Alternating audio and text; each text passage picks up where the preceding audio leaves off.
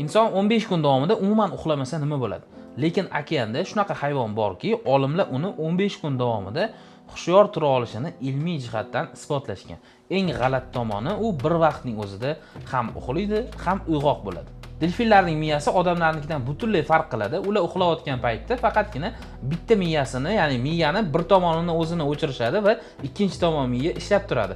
Va oradan bir muncha vaqt o'tgandan keyin ishlayotgan miya to'xtaydi va ishlamayotgan, dam olayotgan miyasi bo'lsa ishlaydi. Mana shunaqa qilib 15 kungacha ular o'zini yaxshi his qilib, bemalol suzib yura olishi mumkin. Ma'lumotlarga ko'ra, ishlab turgan miya suzish, nafas olish va atrofni kuzatish uchun xizmat qiladi. Demak, delfin uchun uxlash yoki uyg'oq qolish emas, balki miyaning bir qismini uxlatib, ikkinchisi bilan hayotni davom ettirish muhimroq. Tabiatda bundan ham aql bovar qilmaydigan, lekin ilmiy jihatdan tasdiqlangan faktlar juda ham ko'p.